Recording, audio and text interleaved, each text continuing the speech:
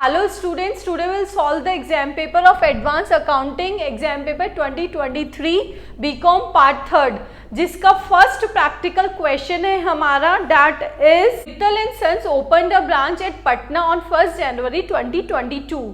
Goods were invoiced at selling price which was fixed by adding 25% to the cost.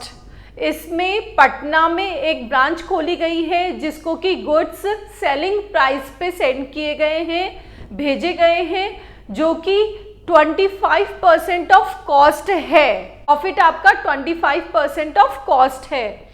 From the following particulars relating to the year 2022 ascertain the profit or loss made by stock and debtor system.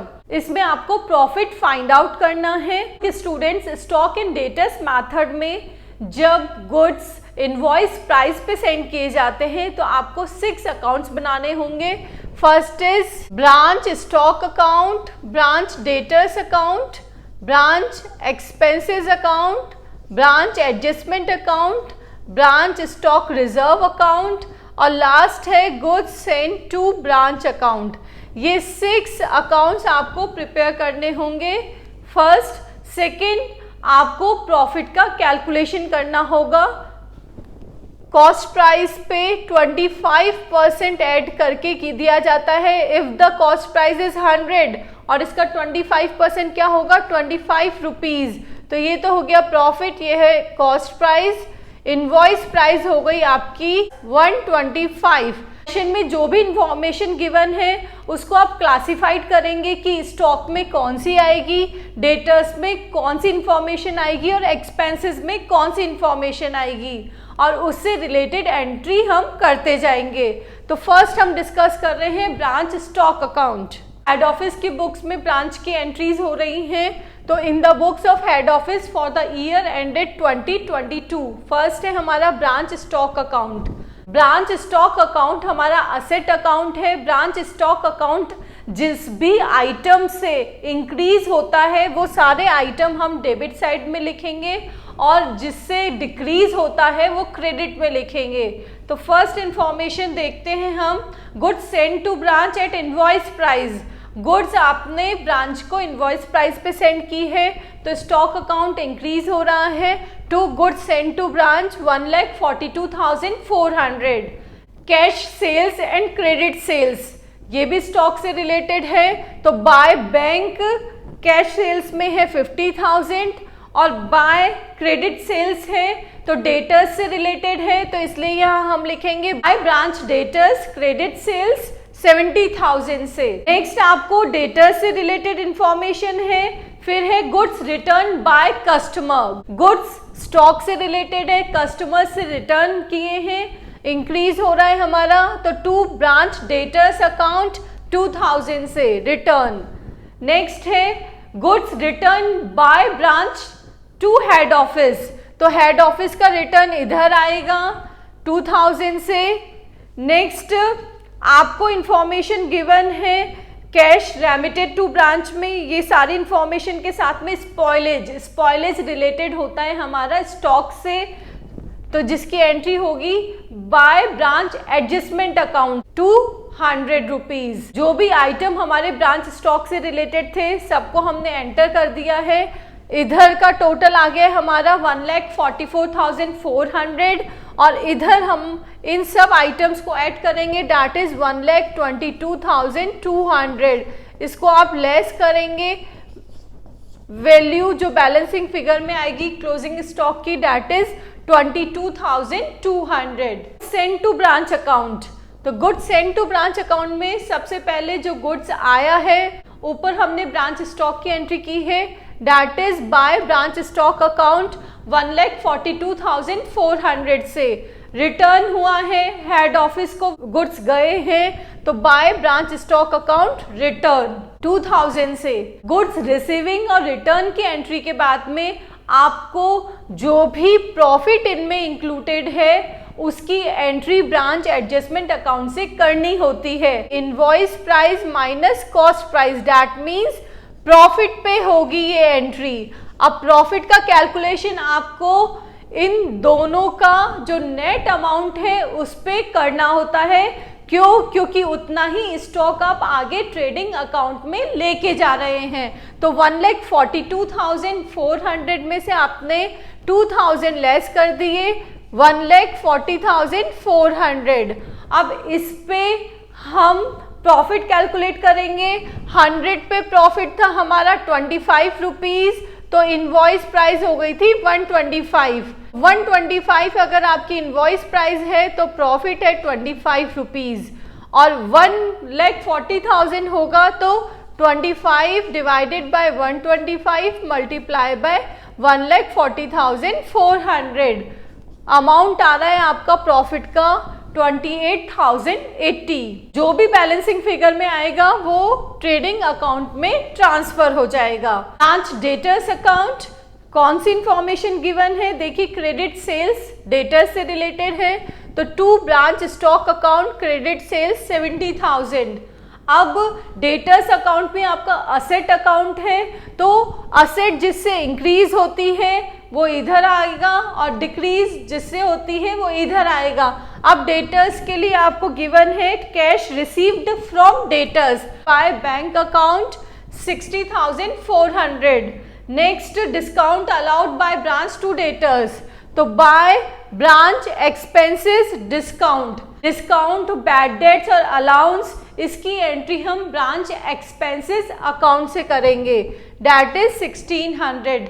Now अब goods return भी किए थे debtors ने, customers ने, की entry क्या होगी? By branch stock account return की 2000। सारी एंट्रीज हो गई है related to debtors. Balancing figure में इसका क्लोजिंग अमाउंट आ जाएगा 6000। Next is branch expenses account.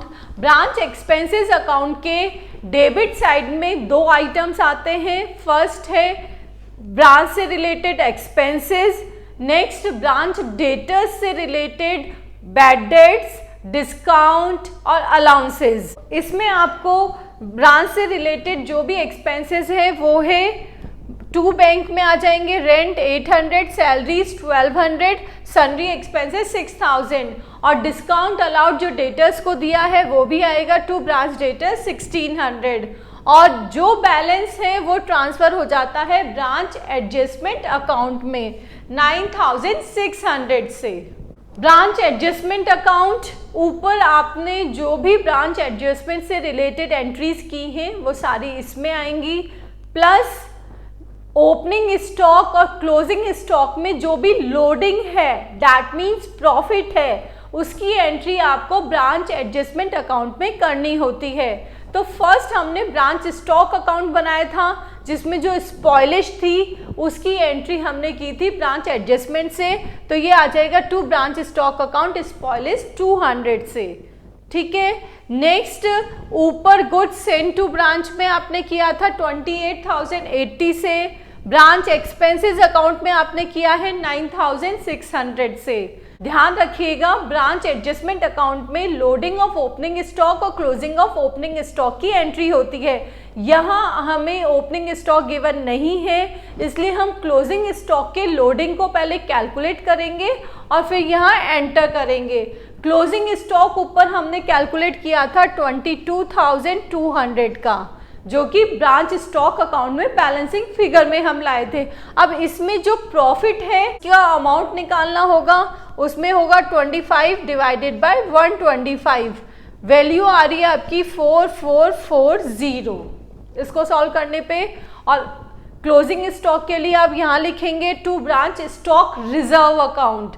Yes student, loading of opening stock और क्लोजिंग ऑफ ओपनिंग स्टॉक के लिए सेपरेट अकाउंट खोला गया है, that is branch stock reserve account. Closing stock के लिए एंट्री इधर आएगी। अगर हमें क्वेश्चन में ओपनिंग स्टॉक गिवन होता उसकी एंट्री हम यहाँ करते bye branch stock reserve account, opening stock का जो भी प्रॉफिट होता उससे। क्लियर है? बैलेंसिंग फिगर में हमारा क्या आ रहा है, प्रॉफिट जो कि हम ट्रांसफर कर रहे हैं जनरल P&L अकाउंट में। ब्रांच स्टॉक रिजर्व अकाउंट ऊपर एंट्री की थी उसी के according by branch adjustment account 4,440, इसका बैलेंस कैरी फॉरवर्ड हो जाता है। Working note, branch stock account is shown at invoice price Spall is 200 is shown at credit side. After that closing stock had been calculated and balancing figure. Send to branch at invoice price. Profit का calculation हमने ऊपर भी देखा था. Send था, उसमें से हमने रिटर्न को लेस किया. 1,40,400 का 25/125 किया था. क्वेश्चन नंबर 2 जो कि प्रैक्टिकल है. took a mine on lease for a term of 25 years for 1st January 2019, paying a minimum rent of ₹20,000 per annum, merging into a royalty of ₹20 per ton of cost raised.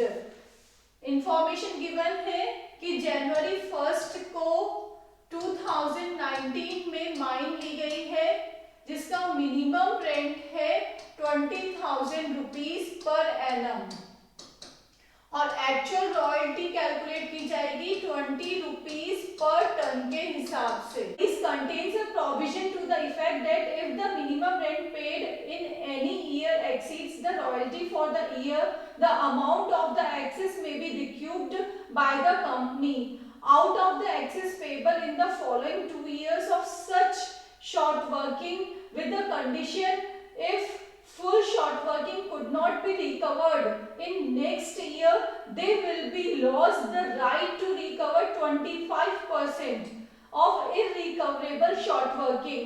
Coal was raised as follows. Output और years given है. Show the ledger accounts in the books of Ritesh and how the items will be appear in the P&L account and balance sheet. आपको रितेश की book में accounts, P&L account और balance sheet prepare करनी है. Look students, ये दो information हमें समझ आ गई है. अब शॉर्ट वर्किंग से रिलेटेड बोला गया है कि पट्टे की यह शर्त रखी गई कि न्यूनतम किराए के वास्तविक शुल्क से अधिक रहने पर जब मिनिमम रेंट आपका एक्चुअल रेंट से ज्यादा है, that is your short working. इस अधिक की राशि को अधिकार्य में से लघु कार्य के अगले 2 वर्षों में वसूल किया जा सकता है. तो फर्स्ट है कि फॉलोइंग 2 इयर्स में आप इस शॉर्ट वर्किंग को रिक्यूप कर सकते हैं, परंतु साथ ही यह भी शर्त रखी गई कि पूर्ण लघु कार्य राशि अगले वर्ष न वसूल की जा सके, तो न वसूली हुई लघु कार्य का 25% अधिकार खो देंगे. सेकंड है अगर नेक्स्ट ईयर में नहीं हुआ तो 25% का लॉस होगा. तो नेक्स्ट ईयर में आपका 25% अनरिक्यूब्ड रहेगी. कंडीशन आपको समझ आ गई. Now we will prepare the accounts. This is the analytical table. इसमें हम सारे अमाउंट का कैलकुलेशन कर लेंगे जो कि आपको अकाउंट्स में यूज आने वाला है. Year is 2019, 20, 21, 22. आउटपुट आपको क्वेश्चन में गिवन है जो एज इट इज आपने 4 इयर्स का लिख दिया है. Actual royalty at the rate of ₹20 पर टन, ये टन में है, इसको मल्टीप्लाई बाय 20 कर देंगे तो ये वैल्यूज आ रही है आपकी रिस्पेक्टिव ईयर्स में. सबको मल्टीप्लाई करके देख लीजिए, यही वैल्यू आ रही है. मिनिमम रेंट क्वेश्चन में गिवन है, सब में लिख दिया 20,000. नेक्स्ट है शॉर्ट वर्किंग और एक्सेस वर्किंग. शॉर्ट वर्किंग को हमने यहाँ माइनस से डिनोट किया है और एक्सेस वर्किंग को प्लस से. शॉर्ट वर्किंग का फॉर्मूला है minimum rent minus actual royalty equals to short working. तो मिनिमम रेंट 20,000 माइनस 6,000, इसको माइनस कर दिया 14,000. 20,000 माइनस 16,000, 4,000 आ गया शॉर्ट वर्किंग का. अब इधर एक्चुअल रॉयल्टी ज्यादा है और मिनिमम रेंट कम है, तो ये होगा आपका actual royalty minus minimum rent excess working. 30,000 minus 20,000, 10,000 plus के हैं excess working. 40,000 minus 20,000, 20,000 excess working. अब शॉर्ट वर्किंग के ये है रिक्यूब्ड का कॉलम, ये है अनरिक्यूब्ड का कॉलम.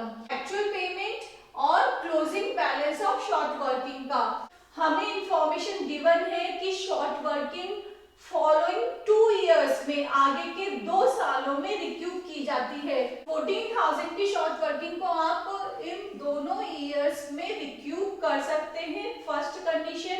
सेकेंड कंडीशन, अगर नेक्स्ट ईयर में आपकी पूरी शॉर्ट वर्किंग रिक्यूब नहीं होती है, वसूल नहीं होती है, तो आप 25% P&L में ट्रांसफर कर देंगे। तो इसका 25% इसके अगले साल में, इसका अगले साल ये है तो वो 25% आपका P&L में चला जाएगा। दो कंडीशन है। नेक्स्ट, ये वाली जो शॉर्ट वर्किंग है उसके अगले 2 साल कौन से हैं? ये दोनों हैं। फर्स्ट कंडीशन हो गई कि आप इन 2 सालों में कर सकते हैं। सेकंड कंडीशन है अगर नेक्स्ट ईयर में पूरी रिक्यूप नहीं हुई तो आपको 25% P&L में देना होगा। तो ये इसका अगला साल है शॉर्ट वर्किंग का, तो इसका 25% आपको P&L में देना होगा। शॉर्ट वर्किंग फर्स्ट ईयर में हुई है हमारी 14,000, इसका क्लोजिंग बैलेंस आ गया आपका 14,000 क्लोजिंग बैलेंस है और नेक्स्ट ईयर में 4,000 और हो गई है, तो 18,000 आपकी 2020 में यहाँ तक शॉर्ट वर्किंग हो गई। अब आपको बोला गया है ये कहाँ रिक्यूप हो सकती थी? यहाँ पे, लेकिन यहाँ नहीं हुई है, तो इसका 25% आपको किस में देना होगा? P&L में। तो 14,000 का 25% हमारा 3,500 आएगा, जिसको कि हमने P&L में ट्रांसफर कर दिया। तो 18,000 में से आपने 3,500 लेस कर दिया, वैल्यू आ गई आपकी 14,500 क्लोजिंग बैलेंस। इस वाली शॉर्ट वर्किंग को आप इस साल में रिक्यूप कर सकते हैं क्योंकि ये इसका दूसरा साल है। अब यहाँ पे एक्सेस वर्किंग हो रही है 10,000 की और आपकी शॉर्ट वर्किंग कितनी है? 14,500, तो 10,000 आपने रिक्यूप में कर दिया। इसका 25% आपको इसमें चार्ज करना होगा क्योंकि अब आपके पास कोई एक्सेस वर्किंग नहीं बची है इस शॉर्ट वर्किंग को चार्ज करने की। तो इसका 25% हो गया आपका 1,000 रुपीज।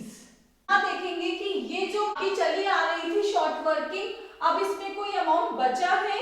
अगर बचा है तो उसको आप P&L में डाल देंगे क्योंकि वो इररिकवरेबल है। कंडीशन सिर्फ 2 सालों की ही थी। 14,000 में से 10,000 लेस कर दीजिए, 4,000, और ये इसमें से आपने ये 3,500 पहले ही P&L में ट्रांसफर कर दिए थे। अब बचा कितना? 500। अब ये जो 500 है वो आपको इस साल भी किस में देना होगा? P&L अकाउंट में। तो यहाँ आ गया 500, तो ये एंट्री आपकी कितने से हो गई है? 1,500 से।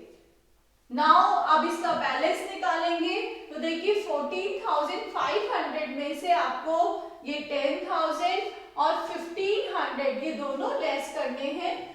14,500 माइनस 11,500 दैट इज 3,000 का क्लोजिंग बैलेंस हो गया। अब इसको भी हमें इधर देखना होगा। अब इस साल आपकी एक्सेस वर्किंग हुई है 20,000 की। ये कौन सा ईयर है? ये इसका, ये अभी रिक्यूप हो सकती है, ये इसका दूसरा साल चल रहा है, तो अब सारी ही रिक्यूप हो जाएगी क्योंकि बहुत ज्यादा आपके पास एक्सेस वर्किंग है। 3,000 आपने रिक्यूप कर दी, बचा कुछ भी नहीं है। फर्स्ट, सेकेंड और ये तीनों कॉलम क्लियर है। Now the actual payment.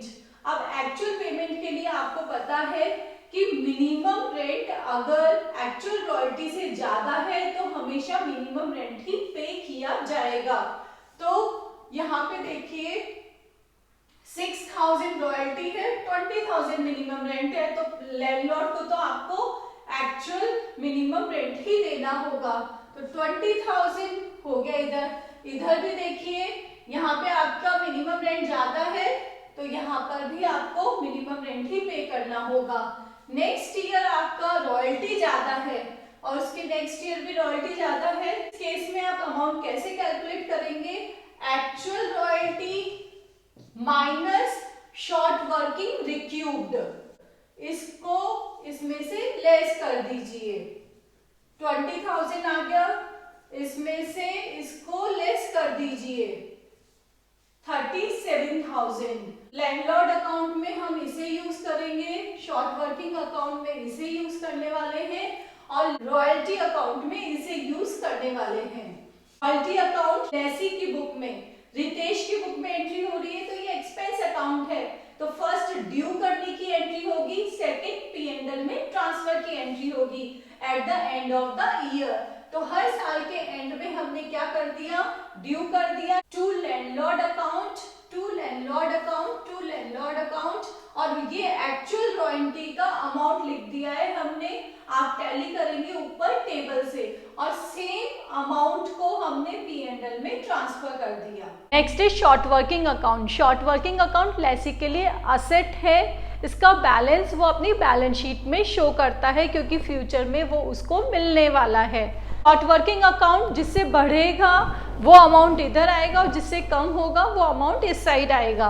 तो शॉर्ट वर्किंग हमारी फर्स्ट ईयर में हो रही है 14,000 की, तो यहाँ पे आ गया टू लैंडलॉर्ड्स अकाउंट 14,000, और ये जो बैलेंस है वो हमने लास्ट वाले कॉलम में कैलकुलेट किया था एनालिटिकल टेबल में, तो उससे आप टैली कर लेंगे बाय बैलेंस CD 14,000, ये BD में आ गया इधर। अब next year again short working हुई थी हमारी 4,000 की, तो टू लैंडलॉर्ड्स अकाउंट 4,000, अब बैलेंस लिख दिया ये 14,500 से 3,500 हमारा शॉर्ट वर्किंग के अनरिक्यूब्ड वाला अमाउंट है बाय P&L अकाउंट। नेक्स्ट ये बैलेंस कैरी फॉरवर्ड हो गया है 14,500 से, और क्लोजिंग बैलेंस आपको गिवन है 3,000 का। एक्सेस वर्किंग रिक्यूब्ड और अनरिक्यूब्ड, ये है रिक्यूब्ड की, ये है अनरिक्यूब्ड की, एंट्री 1,500 से और 10,000 से by P&L account, by landlord account. Balance carry forward हो गया। अब आपने एनालिटिकल टेबल के लास्ट कॉलम में देखा कोई बैलेंस नहीं है, सारी हमारी रिक्यूब हो गई है 3,000 से। लैंडलॉर्ड अकाउंट में ये देखिए टू बैंक में सारे आपके क्या आएंगे, जो एक्चुअल पेमेंट वाले अमाउंट है वो आएंगे 20,000, 20,000, 20,000 और 37,000। जब हमने रॉयल्टी अकाउंट बनाया था उसमें ड्यू की एंट्री करी थी, रॉयल्टी ड्यू की, तो इधर भी क्या आ जाएगा बाय रॉयल्टी 6,000 से, बाय रॉयल्टी 16,000 से, बाय रॉयल्टी 30,000 से, बाय रॉयल्टी 40,000 से। ये दोनों क्लियर है आइटम्स। नेक्स्ट है शॉर्ट वर्किंग। अब शॉर्ट वर्किंग भी किससे ड्यू हुई थी, लैंडलॉर्ड से, तो ये आ गया 14,000 शॉर्ट वर्किंग थी, इधर 4,000 शॉर्ट वर्किंग थी। नेक्स्ट शॉर्ट वर्किंग रिक्यूब हुई थी, दैट मीन्स लैंडलॉर्ड ने दी थी कितने, 10,000 की शॉर्ट वर्किंग दी थी वो, और इधर भी जो रिक्यूब की है शॉर्ट वर्किंग वो आएगी। Next is P&L account. Royalty expense है तो इसलिए to royalty 6,000, to royalty account 16,000 से, और जो ट्रांसफ़र किया गया था P&L में शॉर्ट वर्किंग का अमाउंट वो 3,500 से। इस साल रॉयल्टी थी 30,000 और ट्रांसफ़र P&L में था 1,500 का, और रॉयल्टी नेक्स्ट ईयर में थी 40,000 की, तो आपका 31 दिसंबर को P&L अकाउंट रेडी है। Next is balance sheet. Lessee के लिए शॉर्ट वर्किंग एक असेट है, तो रितेश अपने असेट साइड में इसको शो करेगा, और इसमें जो अमाउंट आएगा वो हमारा closing balance of short working है, जो कि एनालिटिकल का लास्ट कॉलम है। 14,000, 14,500, 3,000। यूनिट थर्ड का थर्ड प्रैक्टिकल क्वेश्चन है, that is 1 August 2018 A limited purchase 16,000 equity shares of ₹100 each in B Limited. The total issued capital of B Limited consists of 20,000 equity shares of ₹100 each. There was a negative balance of ₹1,50,000 in the statement of profit of B Limited on 1st April 2018. Later on, the trading results of B Limited were as follows. आगे के सालों के लिए भी आपको losses given है 18-19 के 24,000, 19-20 का 42,000, 20-21 में प्रॉफिट हुआ है 1,20,000 का, और 2021-22 में प्रॉफिट हुआ है 1 लाख का। 2 सालों में लॉस है, 2 सालों में प्रॉफिट है। A limited make a provision at 50% of the amount of its share of loss in B limited, और ए लिमिटेड 50% का प्रोविजन बनाता है। However, on 31st March 2022, A Limited decided to write back the above provision in the books of looking to the profitability of B Limited। अब A Limited ने देखा कि future के years में इसमें प्रॉफिट हो रहा है, तो उसने आगे के सालों में प्रोविजन नहीं बनाया। Necessary general entries at the end of each year from 2018 to 19 and 2020-21 in the books of A Limited की बुक्स में आपको इन 4 सालों की एंट्रीज करनी है। And prepare the provision for loss in subsidiary company account. Question given है A limited और B limited, ये है होल्डिंग कंपनी, ये सब्सिडरी कंपनी। इसने इसके 16,000 शेयर्स लिए हैं ऑफ ₹100 ईच के, और इसमें 20,000 शेयर्स है ऑफ ₹100 ईच के। ए लिमिटेड बी लिमिटेड में जितने भी लॉसेज है उसके लिए 50% प्रोविजन बना के रखती है।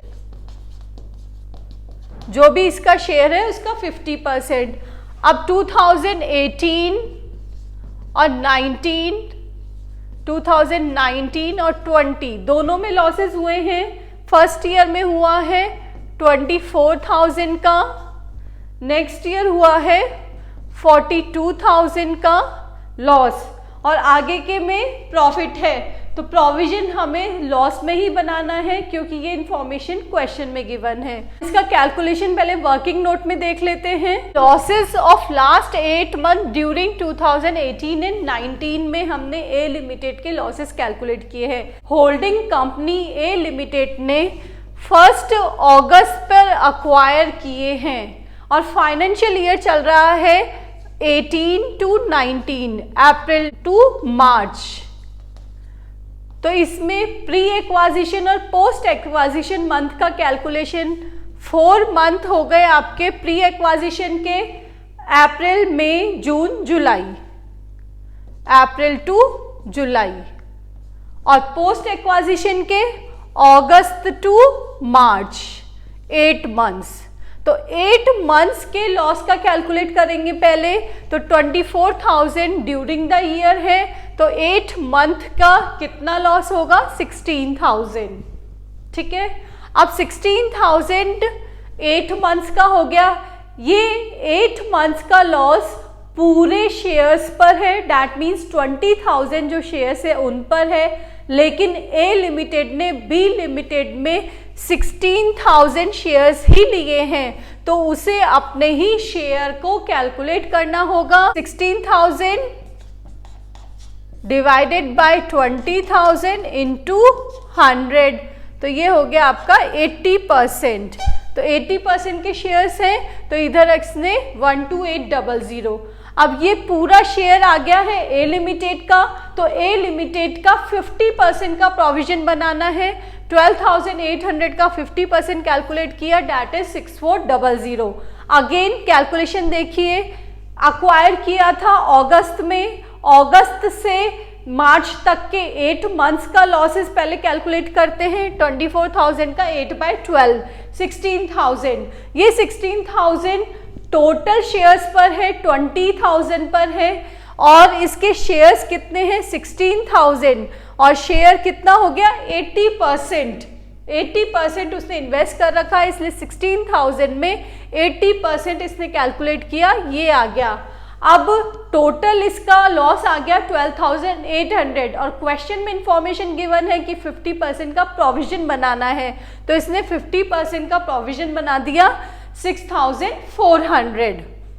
फर्स्ट ईयर का क्लियर है। नेक्स्ट ईयर में 19-20 में आपको ये जो आपने मंथ का कैलकुलेट किया है वो नहीं करना पड़ेगा, क्योंकि साल भर का लॉस है इसके पास। 42,000 पे आप 80%, जो ए का शेयर है 80%, और इसका 50% इसने प्रोविजन बना दिया। 33,600 का 50%, दैट इज 16,800। अब आगे के ईयर्स के लिए इंफॉर्मेशन है। During the year 2021-22 subsidiary company earns the profit, therefore holding company does not need to provide any provision for the losses. अब इसकी एंट्रीज देख लीजिए। Journal of A limited in the books of holding company provision made की entry होगी मार्च 31, 2019 पे। 6,400 का amount हमने प्रीवियसली कैलकुलेट किया है। एंट्री हो जाएगी statement of P&L account debit to provision for loss of B limited, provision made for post acquisition losses of B limited. ये अमाउंट भी हमने कैलकुलेट कर लिया था और सेम एंट्री हो जाएगी मार्च 31 को statement of profit and loss account debit to provision for loss of B limited.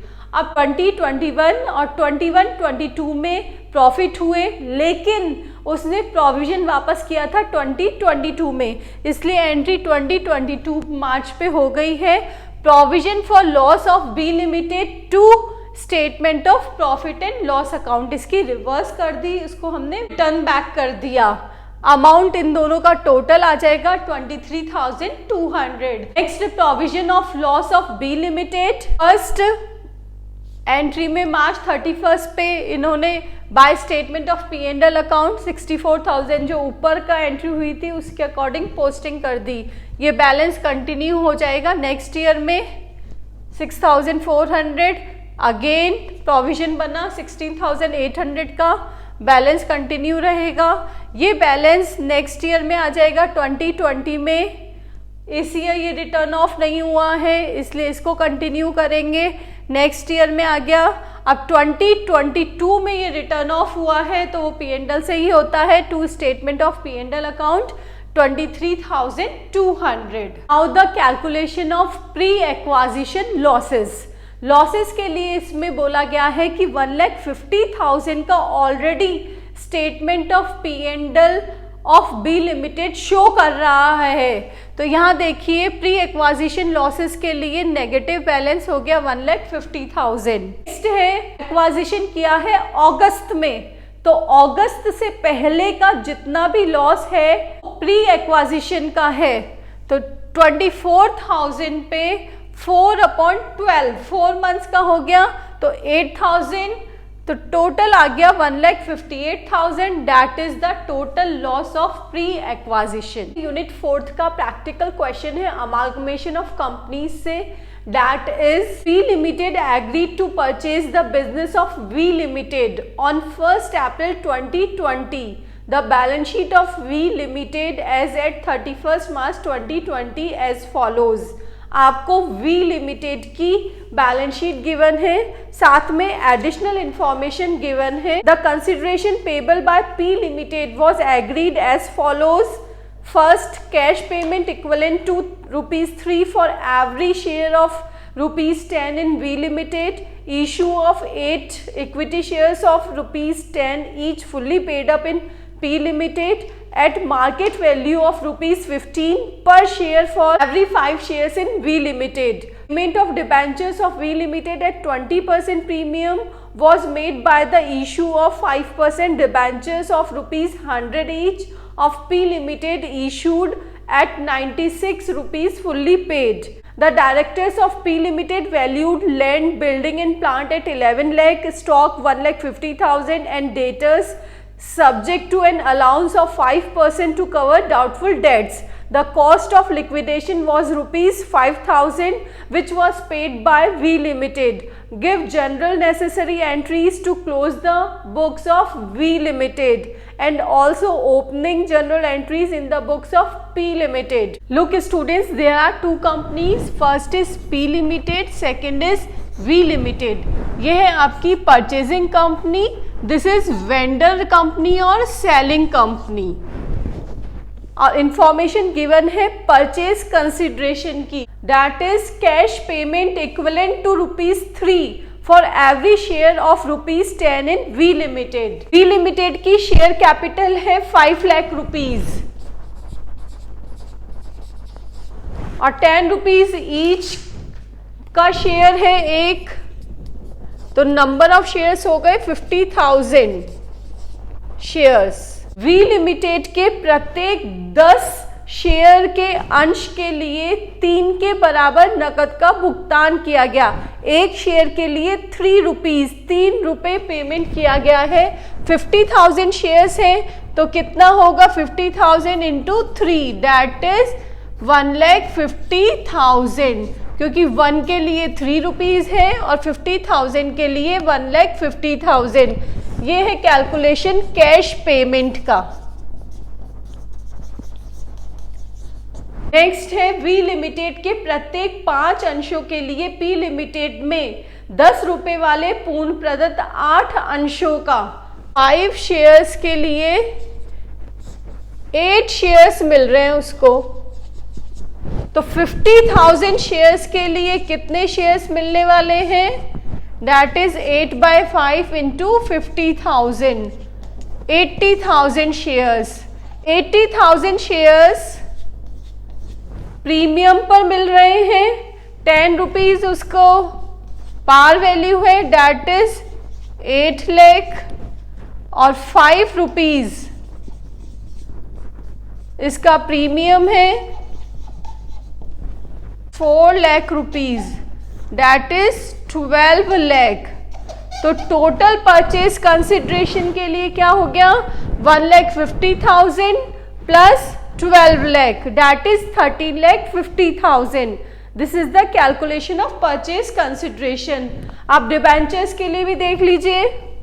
P limited के ऋण पत्रों का 20% प्रीमियम पर भुगतान। डिबेंचर्स आपको दिए हुए हैं 1 लाख रुपीज के, 1 लाख रुपीज के 6% डिबेंचर्स है, तो इस पर 20% प्रीमियम लगेगा 20,000, और इधर है 1 लाख, दैट इज 1,20,000। 5% के कि कितने डिबेंचर्स हैं? तो इसके लिए टोटल अमाउंट आपको गिवन है और इशू वैल्यू भी है 96 given.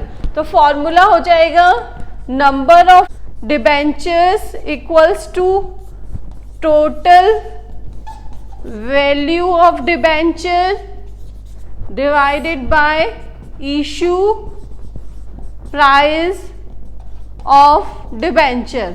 1,20,000 divided by 96, that is 1,250। Par value हो गई 100 रुपीज का है, 1,250, और ये 00 100 का। अब इसमें डिस्काउंट की भी बात हो रही है, क्योंकि 96 में तो डिस्काउंट वैल्यू आ जाएगी। नंबर ऑफ शेयर्स है ये, और 4 रुपीज है, क्योंकि 96 पूर्ण प्रदत्त माना गया है, तो इंटू 4 कर देंगे इसको, that is 5,000। Calculation of purchase consideration ये हम ऊपर कैलकुलेट कर चुके हैं, 13,50,000।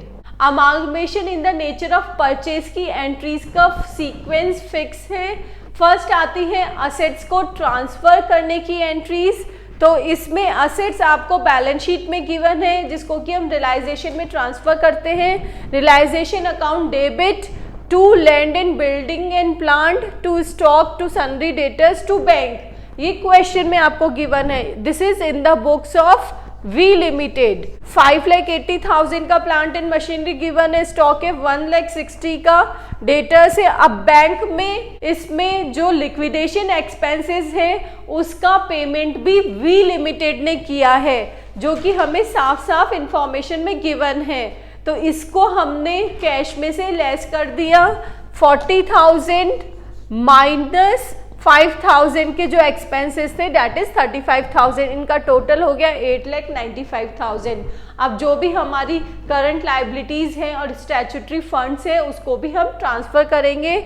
इसमें गिवन है करंट लाइबिलिटीज क्रेडिटर्स की, और स्टैट्यूटरी फंड है इन्वेस्टमेंट अलाउंस रिजर्व। 30,000 से दोनों को ट्रांसफर कर दिया रियलाइजेशन में।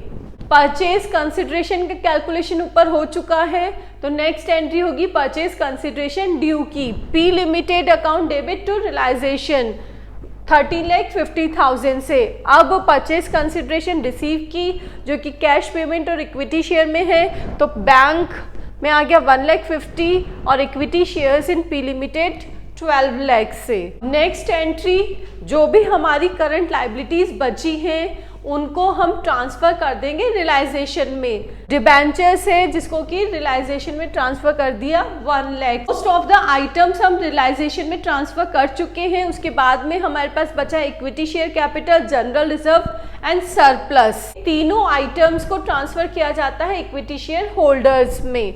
अमाउंट क्वेश्चन में गिवन है 5 लाख, 1 लाख और 80,000। लिक्विडेशन एक्सपेंसेस पे किए गए हैं वी लिमिटेड से, वो आ गए हैं यहाँ पे। अब आपने जितनी भी लाइबिलिटीज और असेट्स थी सबको रियलाइजेशन में कर दिया ट्रांसफर, उसके अलावा पीसी का भी आपने एडजस्टमेंट कर दिया। अब हम रियलाइजेशन अकाउंट का बैलेंस फाइंड आउट करेंगे। तो इन एंट्री से सबसे पहले हम रियलाइजेशन अकाउंट बना रहे हैं। This is realisation account. Realisation account में सारी असेट्स ट्रांसफर हो गई हैं। नेक्स्ट यहाँ पे लाइबिलिटी ट्रांसफर है, ये पीसी, इधर डिबेंचर्स, एक्सपेंसेस का पेमेंट इधर आ गया है। अब जब हम बैलेंसिंग फिगर निकाल रहे हैं तो इधर आ रहा है प्रॉफिट, 6,70,000 का प्रॉफिट हो रहा है रियलाइजेशन से हमें। तो ये प्रॉफिट हम इक्विटी शेयर होल्डर्स में डिवाइड कर देंगे कि realisation account debit to equity share holders 6,70,000 से।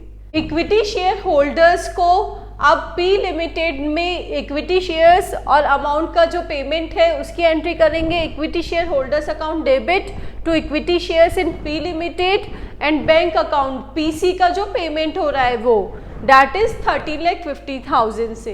पी लिमिटेड के डायरेक्टर्स ने असेट्स और लाइबिलिटीज के लिए वैल्यूएशन करवाया है, उनको हम वैल्यूड अमाउंट पर ही लेंगे।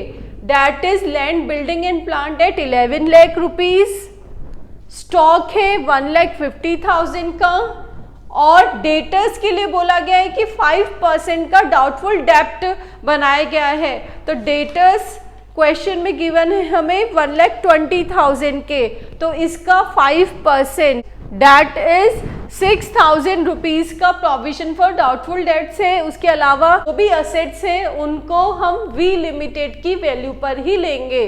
बैंक अकाउंट 35,000 से, क्रेडिटर्स 90,000, डिबेंचर्स 1,20,000 बोला गया है वहाँ पे आपको कि 20% प्रीमियम पे हुआ है इनका। और liquidation of V limited that is purchase consideration का यहाँ अमाउंट आ गया है। इनका सबका टोटल करेंगे, उसमें से इनके टोटल को लेस कर दोगे क्योंकि ये वैल्यू बराबर नहीं आ रही है। जो डिफरेंस अमाउंट है दैट इज गुडविल। पेमेंट की entry, liquidator of V limited to bank account to equity share capital to security premium. हमने ऊपर परचेज कंसिडरेशन का कैलकुलेशन किया था, उसमें 80,000 के इक्विटी शेयर थे और सिक्योरिटी प्रीमियम 40,000 का था। टोटल मिला के ये हुआ था 12 लाख।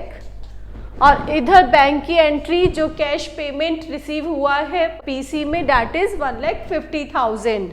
नेक्स्ट एंट्री डिबेंचर्स की, इसको भी हमने ऊपर डिस्कस किया था। 6% डिबेंचर्स है 1,20,000 के। डिबेंचर्स 1250 जिसको 100 से मल्टीप्लाई किया था 125,000 और 4 रुपीज डिस्काउंट है ये। नेक्स्ट एंट्री है हमारी स्टैट्यूटरी रिजर्व ट्रांसफर की, जो कि अमालगमेशन एडजस्टमेंट अकाउंट से किया जाता है।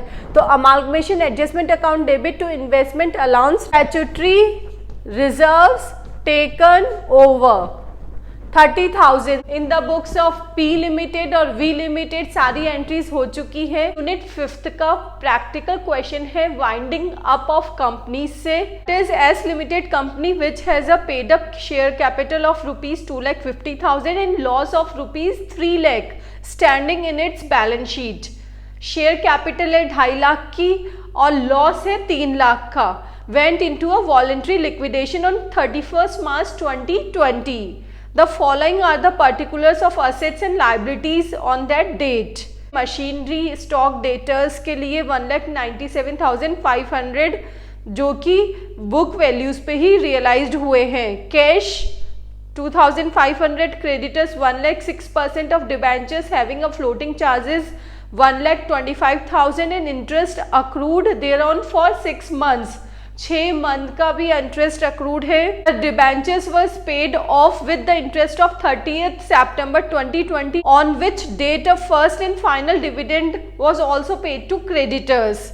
Creditors for rupees 12,500 were preferential, rest unsecured. The cost of liquidation amounted to 1,250. The liquidators is entitled to 3% of amount realized from sale of assets and 2% of the amount distributed to the unsecured creditors, excluding preferential creditors by way of his remuneration. Prepare the liquidators final statement of accounts. Students, हमें liquidators final statement of accounts बनाना है in the books of S Limited. तो this is receipt side and payment side. Receipt में values realise हुई है machinery stock debtors से 1,97,500 और cash में लिख दिया 2,500. देयर आफ्टर अब पेमेंट्स हो रहे हैं. फर्स्ट होता है liquidation expenses 1,250. Liquidators final statement का परफॉर्मा सेट होता है. इधर रिसिप्ट में यही सीक्वेंस होगा और इधर पेमेंट में भी यही सीक्वेंस चलेगा. Preferential creditors 12,500. डिबेंचर्स है 1,25,000 के, जिसमें 6 मंथ का हमारा इंटरेस्ट ड्यू है. 1,25,000 पर 6% से 6% ही है हमारे डिबेंचर्स. इससे कैलकुलेट किया डेट इज 7,500. 6 मंथ्स के लिए कैलकुलेट करेंगे डेट इज 3,750. इसका टोटल हो गया डेट इज 128,750. क्लियर है. Now liquidators remuneration. Liquidators is entitled to 3% of amount realise for the sale of assets. Assets की सेल पर उसको लेना है 3%. असेट सेल हुई है इधर तो 19,750 का 3% आ गया इधर. नेक्स्ट रिम्यूनरेशन के लिए बोला गया है कि अनसिक्योर्ड क्रेडिटर्स को देने के बाद में जो अमाउंट मिलेगा उसका 2%. तो पहले अनसिक्योर्ड क्रेडिटर्स को देना है. तो इस टाइप के क्वेश्चंस में जबकि हमारे पास जो अमाउंट है अनसिक्योर्ड क्रेडिटर्स को देने के लिए पूरा नहीं होता है, तब फॉर्मूला यूज आता है amount left for unsecured creditors and commission multiply by rate of commission divided by 100 plus rate of commission. 2% आपको रेट ऑफ कमीशन दी हुई है. Amount left for unsecured creditors को कैलकुलेट करने के लिए हम जितनी भी असेट हमारी रियलाइज हुई है उसमें से जितने भी पेमेंट हुए हैं उसको लेस करेंगे, प्लस जो लिक्विडेटर का 3% से रिम्यूनरेशन हुआ है उसे भी लेस कर देंगे. तो 2 लाख में से ये 5,925 तो रिम्यूनरेशन का हो गया. नेक्स्ट ये एक्सपेंसेस हैं, ये डिबेंचर्स का है और ये प्रेफरेंशियल क्रेडिटर्स है. इन सबको लेस करने पे हमारा अमाउंट आ रहा है 51,575. अब इसमें ये दोनों है, क्रेडिटर्स का भी है कमीशन का भी है, तो इसलिए हमने 2/1/2 कर दिया. तो ये आ गया 1011. ये लिक्विडेटर्स का सेकेंड रिम्यूनरेशन हो गया. क्लियर. अब देखिए ऊपर यहाँ पे आपने रिम्यूनरेशन लिख दिया. अब इसको ऐड करेंगे 6,936. अब 2 लाख में से ये सब लेस कर देंगे तो इसका अमाउंट बैलेंसिंग फिगर में आ जाएगा 50,564. ठीक है. अब 50,564 का 2% आप निकाल के कैलकुलेट करना, यही आएगा. डैट मीन्स आपने रिम्यूनरेशन का कैलकुलेशन सही किया है. क्वेश्चन हमारा कंप्लीट है.